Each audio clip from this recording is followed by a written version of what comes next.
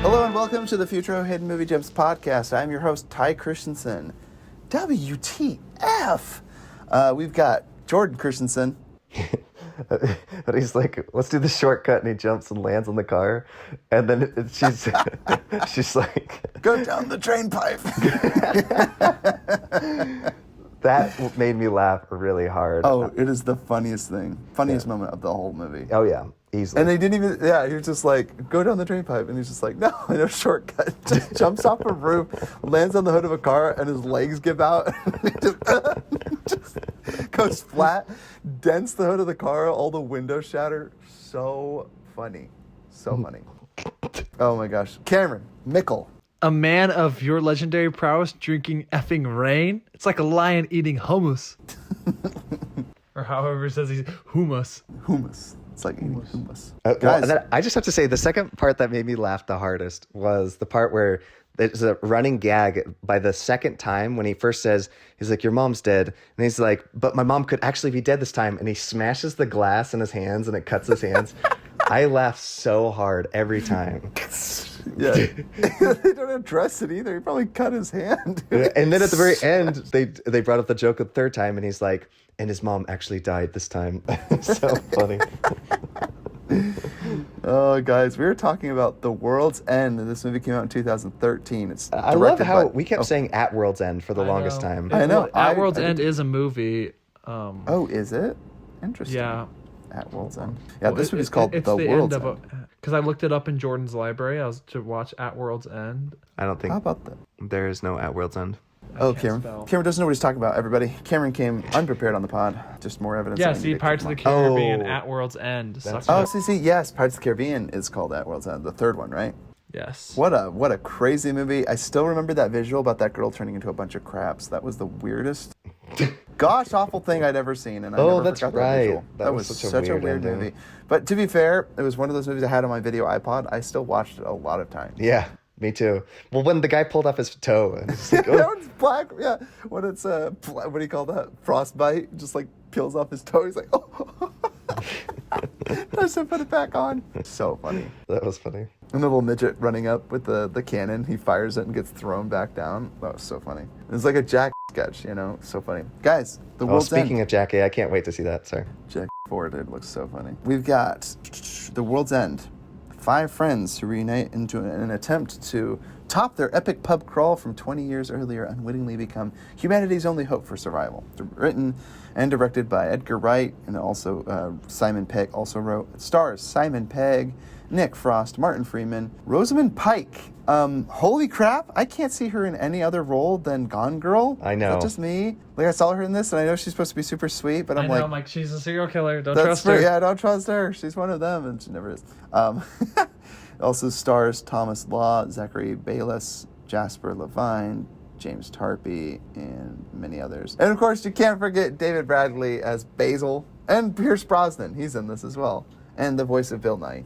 Can't forget that. But David Bradley, Basil, he's Argus Filch from Harry Potter. I have to mention that every time. He's like, it's like Filch and Edgar Wright movies. It's the only movies I've ever seen this guy in. Why is that? Like, well, and you haven't seen him in Game of Thrones, though. Yeah. Oh, is he in Game of Thrones? He's so annoying. Yeah, Ugh. Pure evil. Yeah, he literally has like babies, or like all of his children are just like, ugh. I don't think they're. I think they're just ugly as crap. Well, I'm pretty sure they're ugly because of it. Because No, I don't think so. I think so, dude. I don't think so. I'm pretty sure he with his. No, he just has a lot of young wives. I don't trust it. Yeah, it sounds like, well, what a fun time. So, guys, we're talking about The World's End, guys. This movie. Couldn't be more applicable to today. What was like watching this movie for the first time and rewatching it for the podcast? Why don't you start us off, Jordan? First time, I remember being a bit underwhelmed just because, I'd seen all Coming his off other... of Shaun of the Dead Yes, and Hot Fuzz. Seeing all his other films and just being like, I was anticipating this And so Scott Pilgrim. much. And Scott Pilgrim. And Scott Pilgrim, and I just I loved his movies, and so I'm like, I am so excited to see this, and I just getting into it, I'm like, it has such a different feel, like it's still his style, but for some reason there's just something about it. And I'm hoping we can get at it in this podcast, because I will support Edgar Wright in all the movies he makes, because I'm still entertained, and it was still fun rewatching it. But Jordan gave it a 1. Well, maybe, but I want I actually have a few thoughts of why. Yeah, I think I'm hoping this we movie can doesn't work dive as well. into why like this isn't as good as his other movies because it has I feel like all the things I want. It has Edgar Wright style. It has the I love and like what's that movie called where they're like Invasion of the Body Snatchers. Thank you, Invasion of which the Body is literally Snatchers. what this movie is. Yeah. Yeah, and so I was like, this is the perfect combination. Like I don't understand why I'm not loving this more. So if we can dive into that somehow. Yeah, so I watched this movie actually on recommendation from Jordan because I remember you mentioned, Jordan, like I had watched Shaun of the Dead and Hot Fuzz and they were some of my favorite movies. And you mentioned there's a Cornetto trilogy. This is a third in a film series that are parodies. And so when I finally watched it, I was underwhelmed, but I still enjoyed it because it was better than I was anticipating because thankfully you gave me the right expectation that it wasn't as good as Shaun of the Dead and Hot Fuzz. So watching it, I was pleasantly surprised, even though I do remember thinking like there were times where I was like, this movie failed in a lot of ways to capture a lot of the things that I liked about Shaun of the Dead and Hot Fuzz, which is weird because I don't think it's as rewatchable. And the reason being, maybe that's it. that's one of the things because in the end, I will say the ending is so way too rushed. It is way rushed. Yeah. There's way too much time spent about going about the pubs, and the ending is like alien cult, beam in the sky, giant modern art robot thing, and then crazy ending with Book of Eli ending where it's like, hey, we're Westerners that we travel with these robot guys now, and now Well, why were the killing aliens people? trying to like talk to a drunk? Like they're not going to reason with a drunk. Like I just Didn't understand that. Yeah, it's weird. I don't know why, because again, I guess a lot of alien movies always leave kind of unsatisfactory, but I think one of the biggest problems is a lot of the drama that comes from the aliens and their goal doesn't necessarily, it does a little bit, because Simon Pegg is stuck in the past, glory days, right? yeah. It fails to reach me at the end, though, because the aliens are like, they have a different goal, and it's like, oh, you can still live in the glory days. But, like, their goal doesn't necessarily get in the way of Simon Pegg's. Does that make sense?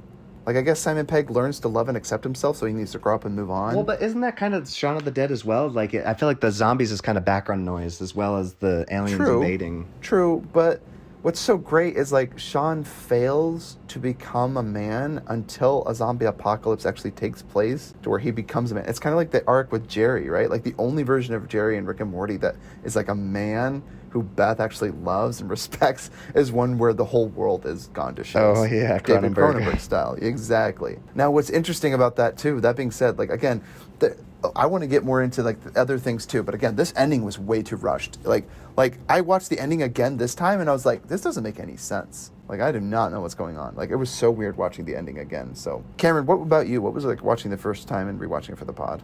It's funny that you guys are kind of talking about how it's like not super rewatchable because this was actually the first time I watched it for the pod. And yeah, I don't know. Like you guys kind of mentioned, there's a lot of great things about it, and you can definitely tell it's good just because of Edgar Wright. But I don't know. It's just not as engaging to where like every other Edgar Wright film, I'm like, I can't miss a single scene. Yeah, Cameron was on his phone on this one. Yeah, and so this one I was like, I was a little bit more like there was fun parts and stuff like that and fun quick cuts, but I don't know, I just wasn't as engaged. I think just because it kind of tried to do what Hot Fuzz did with like the different pacing and like, like switch up genre on you, but I don't know, the whole like, oh, we're just a bunch of buddies getting back together, I think lasted a little too long. Kind of like you were mentioning, it just like, it went from, it's just a buddies reunion to like, oh, there's 17 different genres happening in the last 35 minutes. You're like, what is happening? But yeah, it was still good, but like, it's hard. It's kind of like on his standards, like it's just not. Yeah, it's because he set the bar so high. Yeah, like if this would have been his first film, I'm like, oh, it was a great like introduction to his style. But it being one of his later films, you're kind of like, you can do better. And I think it's a tough one because I remember thinking like the movie Paul came out, and I actually remember thinking it was Edgar Wright because it had Nick Frost and Yeah, that's what I thought too. with Seth Rogen, and it turns out that that's like not at all. I don't even remember who directed that one, but that had elements where I'm like, oh, like that should have been the Simon Pegg sci-fi movie, and this one is very different. I would say a few things. One, so like let's get into two of our favorite things real quick. I do like the unsettling visuals. There's a lot of weird visuals in this movie, like arms being attached to some lady's torso and like the bodies coming apart. It was very unique, like it was very original, so I liked that. Like he was going for it, I feel like. And the other things I like were I liked some of the quotes, like Jordan said, the funniest scene is just where he jumps off a roof and lands on the hood of a car, just demolishes him. It's so funny. Those were great. How about you, Jordan? 2 of your favorite things from this movie? Yeah, it has to be his gags, his visual gags, because Edgar Wright obviously has such a gift with that, and I think Simon Pegg is so funny. So them writing together is obviously just gold. I have to tell Vanessa. Who's Vanessa? My wife. He's forgetting who Vanessa is. He's like, have you had there yet? It's like, we have 2 kids. You have 2 kids. Twice, you Twice, bugger. So funny. Yeah, there's some really good moments. That reminds me of, I said that same thing when I first found out like how children were made. I was in the family room or whatever, and I was like, you mean grandma and grandpa 11 times? And Jordan goes, they way more than that. Because we should clarify, Mom has like 10 other brothers and sisters, right? And you're like, oh, they must have had to have at 11 least times. 11 times, yeah. And Jordan's like, way more than that. I'm like, oh, what am I hearing? That's what older brothers are for, man. To torture and mess up your younger 7-year-olds. siblings. That's right. 2 of my favorite things. Oh, Cameron, get your 2 favorite things out before we pick apart this movie. Why doesn't this movie work, man? I think my favorite part, I really enjoyed like the one kind of bait and switch I was not expecting, because I had no idea what this movie was about. But like as soon as he like was fighting that kid in the bathroom, I was like, what the fudge is happening? And like when he like picked him up from through, I'm like, dude, he's about to kill that kid. His head's going right for that urinal, and his head just like popped off. I was like, what the fudge? That was the craziest 37 marker in any movie I've ever seen. 37 minutes in, and that's when his head comes off, and you're like, what the fudge? Yeah. That's interesting, because that's literally the same mark, 38 minutes, as when the slasher comes in and Hot Yes. Fuzz. But that being said, it still makes sense to the context of the story, because again, you're like, okay, he's living in the country now and nothing bad happens, and then all of a sudden this mysterious figure appears. Oh no. But this one is so weird because there's nothing that can prepare you for it. Like nothing about the beginning of this movie introduced, like, there's a comet headed for space. Like, I guess they were always there. Like, does that make sense? Like, Shaun of the Dead was like, are the zombies already out? Or did the zombie outbreak happen? Yeah, you see, global warming is what unthawed them from the Antarctic. The Tomorrow War. Yeah. That movie, guys, the more I thought about it, that is the dumbest movie. They have a time machine, they go back and just throw people at the monsters. I was listening to reviews today. Like, think about it. This is a bad movie. It's a bad movie. Did you see it though? Oh yeah. But I liked it. It's still fun. It's still fun. I will watch it with my teenagers. I can't wait till they're old enough to watch it. So I mean, it's fun and it's fun dumb. action scenes, but the creatures when they are sit cool. there and explain stuff, I'm like, wow, you guys sound really stupid. Oh yeah. And again, the idea that it's like, okay, we have technology to go back in time, rather than spend it to research try to figure out where they're like doing investigative journalism. It's like, we're just going to take you and throw you at the monster. With zero knowledge of what this is. Zero training. Don't even know what the creatures look like. Like, it is bad, guys. It is bad. And I would be one of those humans on Earth like, send me to jail. I'm not going to fight this war. You won't even tell us what the monsters look like. Can I see a picture? At least in District 9, they had pictures of bronze, so you know what they looked like. Holy shiz.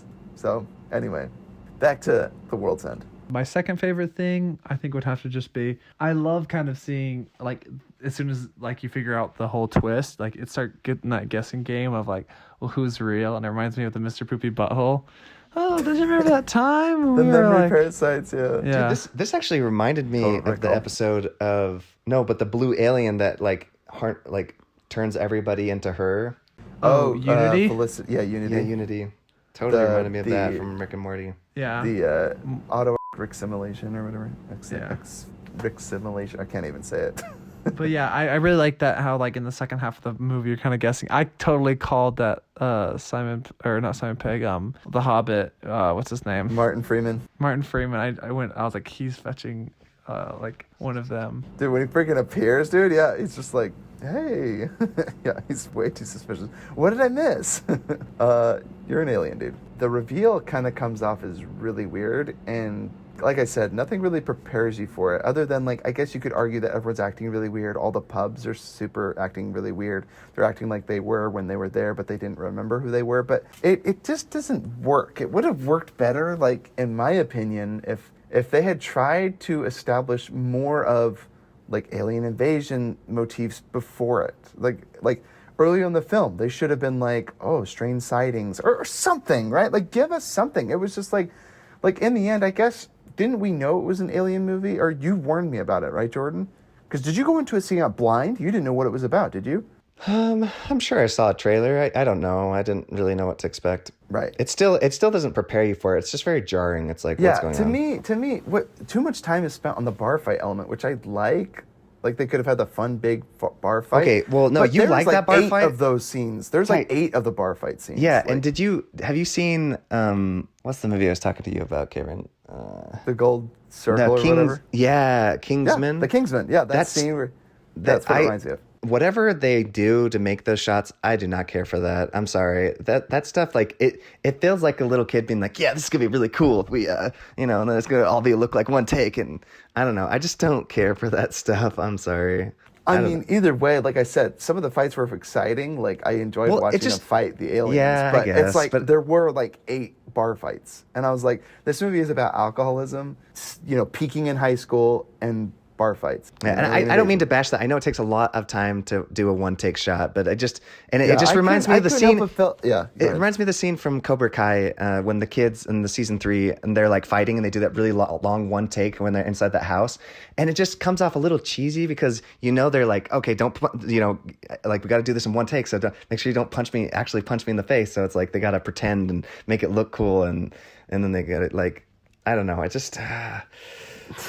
It just drives me crazy. I still like that Cobra Kai finale, though. That was a great house fight. I still liked it. I would say, to your credit, though, like, I almost feel like maybe there was some influence from Nick Frost in that, because I know he loves WWE wrestling. He's a huge fan, which is why he also starred in Fighting With My Family. Did you see that movie? No, I haven't. He's the father of the daughter that grows into WWE fighting, and he like believes it's real, right? It's so funny. Although he doesn't believe it's real, but he's like, it's all fake, right? And he's like, excuse me, what? Like, he's a big fan of it. And so obviously all the fighting in this movie, I was like, he got to live out his fantasy. Oh, interesting. It is choreographed. Fighting. Like, yes. There is a lot. I know. I need to give it more respect that it deserves. I'm just Yeah, but see, that being said, it's like, okay, so your movie has like 4 or 5 of these fight scenes with these aliens that you dismember. But how many times can I see blue goo and aliens being destroyed before it's no longer surprising? It's numbing. I just rather. The problem is, like, they only get a couple takes to get that right. Like, whereas Jackie Chan does it like 300. How many times did he do one of his takes? It was like 1,000 times to get it right. Perfect. Yep. Yeah, so that's why I'm saying, like, they just say, you're done. Yeah, that's what I'm saying. We'll fix it in post, yeah. Yeah, and so it's just a little frustrating when it's like, if you want to get it right, then yeah, do it 1,000 times, I say. But well, no, like I said, even what I'm saying is there was nothing new added to each additional fight. Does that make sense? Like, if you did the fight once... Well, there was no weight. I didn't feel... There's no weight to it, because in the end, it's like the bodies are just going to rebuild. Every single body that they dismembered, it just came back. Well, and even their friends that changing, I'm like, oh, so they stay permanently that way? Like, I don't know. I don't know. Inconsistencies, because they dismembered the one and he came back and they were completely refurnished. Martin Freeman, I guess it's because after the light disappears, which also don't understand the light's motivation. Why did he disappear? Yeah. Why did he blow up the city? What? Because two drunks were yelling at him and he's like, I can't reason with you. We're going to blow up the earth. Because he couldn't reason with 3 drunk people that he's like, I give up on humanity. What? Yeah, it's like, I mean, I get it. Like, they're not good representatives of mankind, but even I like what you said, Ty. It did feel a bit rushed. Maybe that was the problem. Yeah. In the end, it's like, okay, so cut out half of the amount of fighting. Well, it feels like 2 separate movies. Sure. But even then, it's like, it's just like, it was literally the end of not Rick and Morty, Loki. Where it's like, I'm this guy, and I'm the author of all your whatever, and there's other alien species out there, and more furious than I am. That reminds me of James Bond Spectre, Ty. There's like, I am the author of your pain. I'm the author of all your pain, and you're like... It's like, okay... Yeah, is this the reveal? Because you said it in the trailer. Gosh dang, you said it in the fetching teaser. This should have been the opening of the movie. Like, James Bond, I am here, and I have caused you all the pain that you felt so far. And then have a fetching shootout, like at the very beginning. Then they get separated, and they meet up at the end, or something like that. But instead, it was like, all building up to this moment where you get to show this us. Don't tell us what you are. Show us. And they did it with like flashbacks. Like, remember when this person died? I was there. It's like, screw you. Yeah, it just reminds it's almost it's like in Spider-Man 3 when they literally have Uncle Ben's killer be somebody else, and it's like, oh, but it was an accident. I know. It's like, you're cheapening the whole first movie. Like, yes. Stop. Well, you're ruining your, oh, jeez. Your lore, you're ruining everything. So, to their credit, there are fun things, but like I said, after so many blue bodies are dismembered, it no longer has an effect on us. We've already seen this in the first bathroom fight. Don't keep doing it. They do it at another bar. They do it at another pub. They do it in the park outside. They do it in the forest. They just keep fighting them. And I'm like, can we like move on from this? Like they just keep fighting. It's the weirdest I guess, Ty, thing. that's kind of his character, because when you said, let's move on from this, like, it's the same with him. He, like, won't move on. Yeah, moving. Yeah. And but even then, it's like, it still doesn't serve. To me, it doesn't work, though, because it's like, it's crazy that they keep, like, let's just keep drinking. Let's act like nothing's wrong. I almost agree with that, where this movie just might be an allegory for alcoholism, you know? Like, and that guy that peaked in high school, right? Like, your heart breaks for him, but you're like, he's not going anywhere. Which Simon Pegg like, played really well. I'm going to say that. Yes, Like, even though he annoyed me a lot at the time. Oh, Like, yeah. he But that annoys was me. the point of his character, right? Yeah. He's Still like, you gave me annoying. the signal. No. And the handicapped bathroom. The disabled bathroom. I like when he's wearing the out of order around his shoulders the rest of the day. That was great. Yeah. And then he hangs it up in the bathroom where they killed the people. So they're like, don't go in there. That was great. WTF. What the fudge does WTF mean? And then one of the guy comes out of the bathroom. What the fudge? Love it, dude. He's like, oh, that's a bit, ducky. That's not PC. Get out of the 90s. I love it. Yeah, in the end, I don't think there was as many callbacks. There was like one where they saw the aliens from earlier, like the ladies walking the stroller and they were all looking at them. But it's like, okay, but which reminded me of the quote from Hot Fuzz, "You mothers," and there's like all these babies crying. Yeah, oh, I love it, dude. But see, there just wasn't enough build-up. Like there's such a crazy twist. And again, that being said, like you said, the idea that all these people start dying in the village in Hot Fuzz, it works still really well because it's directly in conflict. No one believes Simon Pegg's character that it's happening.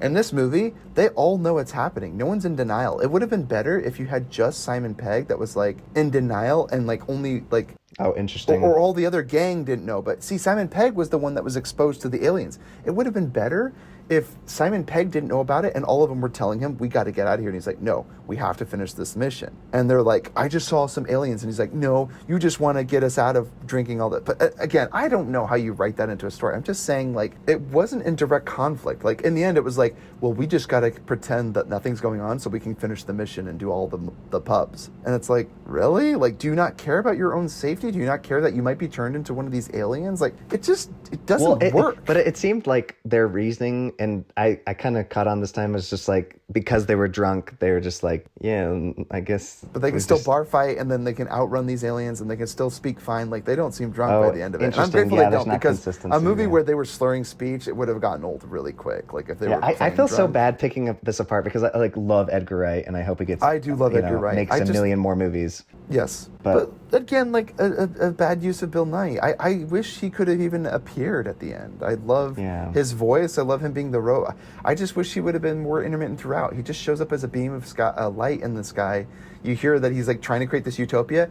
I love that they straight up poke holes in him. They're like, so how's that working out? How many people are here are alive? And there's like 3 people. And he's like, we've had to turn into mulch all these other people that existed, like, because it's not working. And the guy's like, well, it's not working really well because you guys are pretty stubborn. And it's like, so are you learning anything? Do you care about mulching people? Are we ever going to get those characters back? No, they're dead. They've been recycled, put into the earth so that the earth can grow and be green. It just doesn't work. It doesn't work. So anyway, sound like a broken record. Take out half as many bar fights. Maybe make one of the characters not believe that the alien invasion is happening and is in denial about it. I think that would have worked better. Because then they were like, we got to get out of here. And he's like, no, I refuse to leave. And he refuses to wake up to this reality around him. And then at the end, you find out that, or one of them was in on it, right? I would have loved, like Martin Freeman's character ends up being one of the alien robots. You know what robot means, right? Slave. I wish that he could have been like, oh, these aliens visited me and they're like, get your friends together or something, right? Like, there needed to be some betrayal, and there wasn't a giant betrayal. Interesting. Like Nick Frost's character forgives Simon Pegg like somewhere along the way because they almost die or whatever, and they're like best friends again. It's just and they like had a big falling out, but then they like, you know, because he's like, I'm showing you the door, get out, you know, like there was clearly a falling out between the two of them, and then they're like best friends again at the end. I don't know why, because he starts drinking. It's kind of sad. It's like a really sad movie. There's not a lot going for this movie. So anyway, picking it apart makes me feel sad because, again, yes, I love Edgar Wright. I think he's a masterful director and a filmmaker, but there's something off about this film, and it's hard to put your finger on it. I know, that's exactly how I feel. Like I want so badly to like it, and I'm like, what is it about it that I'm just like not, like you said, it's not as rewatchable, and I just and to be fair, I don't think it's as good of a parody as the other ones, like Hot Fuzz and Shaun of the Dead. It's a great zombie movie, and it's a great buddy cop movie. This one, it's not even like the best sci-fi movie. Like, it's not even the best Invasion of the Body Snatchers movie. It's good, but like Invasion of the Body Snatchers, War of the Worlds, like all that stuff, but I feel all like that's missing. It's just like the one blue aliens and one beam of light. I'm thinking about the idea of it though. Like on paper, it actually sounds really good. Like the idea that a drunk group of friends like end up running into a town full of aliens. Like it seems like it would be great. Yes, I think there might have been too many moving parts too, like with the Maybe. 5 characters. Yeah, maybe too many characters. That being said, though, Shaun of the Dead, he masterfully did that. He created an entire town of people. Yeah, in but Hot they're Fuzz. still Like, just the main Simon Pegg and Nick, and then everybody else is kind of side characters. And I think maybe he was trying to juggle too many other characters in there, like the one kid that was picked on as a bully, which was hilarious, that he got a chance to beat the robot back, beats him with a tree branch. That was hilarious. It's not worth it. It's not Yes, worth it it. effing is. Yes, it is. And the shaming for like not drinking alcohol, like Nick Frost is like, I'm not gonna drink, and they all like make fun of him and stuff. Well, and I feel it's like all fine. Like the idea that he's like, he didn't even recognize me after all those years, and then I was great. Later it turns out it was an alien. That's why, and it's like it was kind of a bummer because it felt like that cheapened the emotional experience. Yeah, because I felt like there was an emotional weight, and then he just kind of undercut it. It was like, no, it's because It's only because he was an alien, replaced you, and so you are significant. But in the end, it would have been a great character moment where he would have moved on or been able to forgive the bully. And it's just a cheap trick at the end where he just gets to beat him over the head and then get taken as an alien. Pretty sad, if you ask me. Like, and the ending, I don't even know what to make of the ending, guys.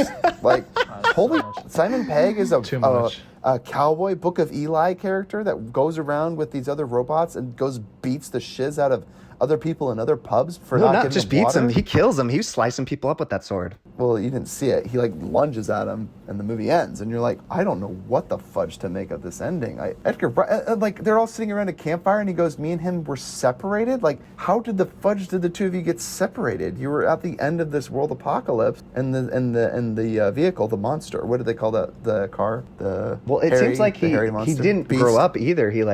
It looks like he learned nothing. He like left those friends for new younger friends. And again, the idea is like, oh, so he didn't grow up. He didn't end up moving on, right? Yeah. So it's like his arc was gone. Yeah. It's like so he was he he was not a dynamic character. He was a static character, and I'm almost fine accepting that. But in the end, it's like, so your static character goes from being this wild pub drinker that wants to like go live his glory days in high school to now being a raving lunatic murderer psychopath that kills people at their pubs because they refuse to offer your alien race friends water? Like, what?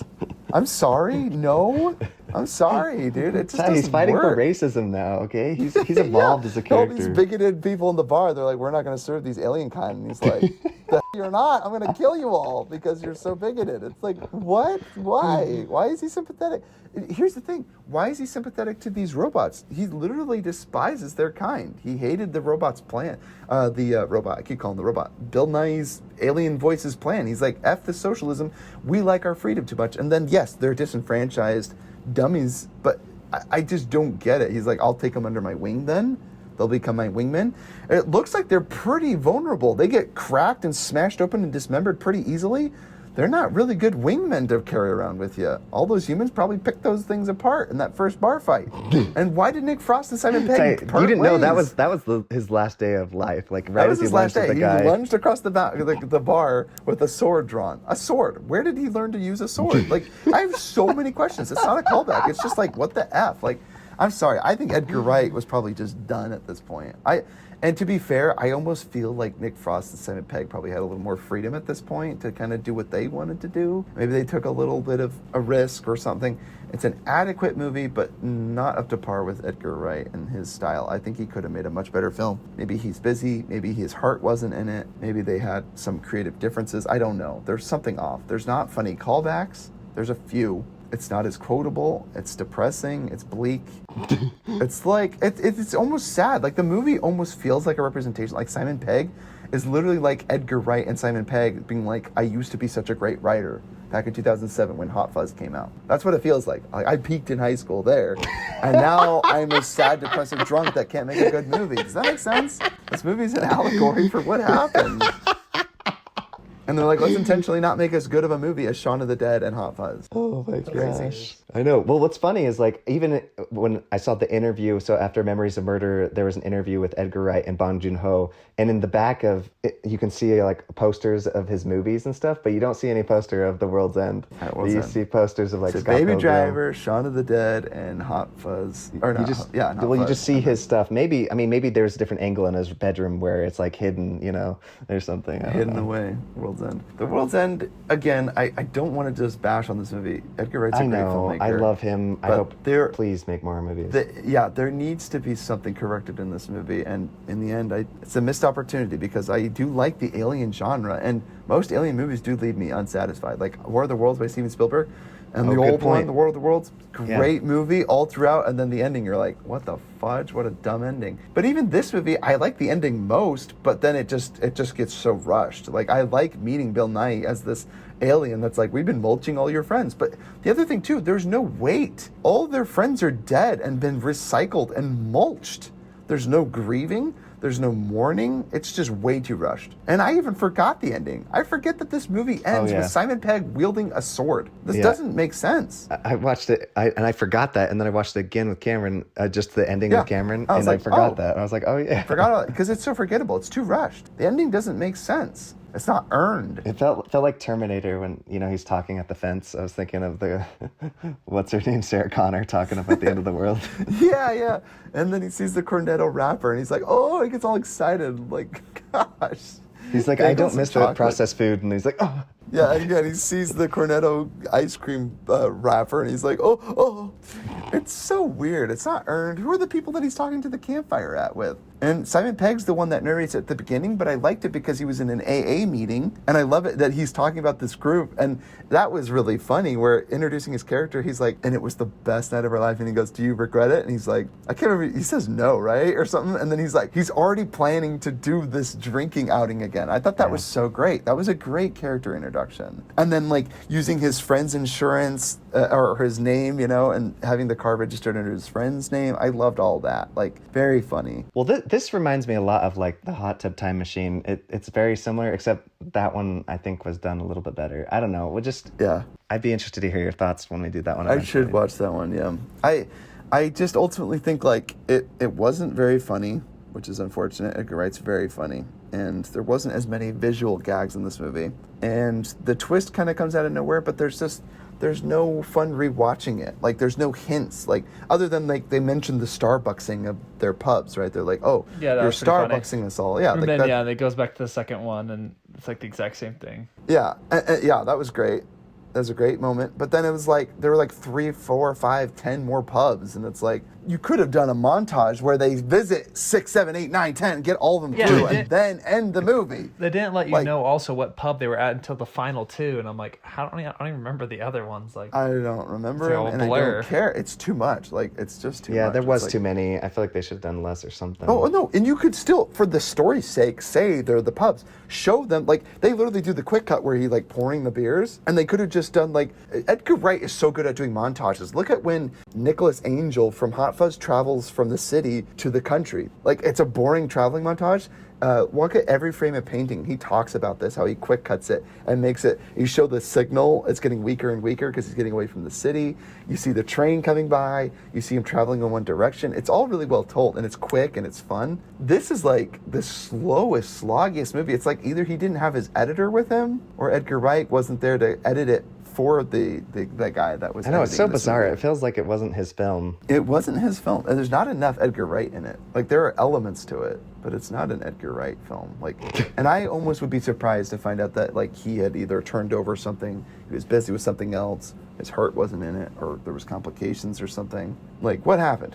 What happened to you, Edgar? Even though I still watch everything, I watched him like go through the closet where he like talks about all these movies, the Criterion Collection, and his movie recommendations. I watched that. Oh yeah, me too. I watched Scott Pilgrim, the table read. I watched that Yep, whole I thing. watched that too. Edgar Wright, I love you, dude. I would him. love to hang out with you, and I want to pick your brain. I think you're a cinephile like I am. I love your movies. I guess I got to harp on your weakest movie, you know? And if this is your weakest movie, by golly, it's better than anything I could ever hope to make. Yeah. It's a great film, but I just wanted to harp on it because I've just gushed for the last 3 hours about Hot Fuzz and Shaun of the Dead, and this one is just, you hurt my feelings, Edgar.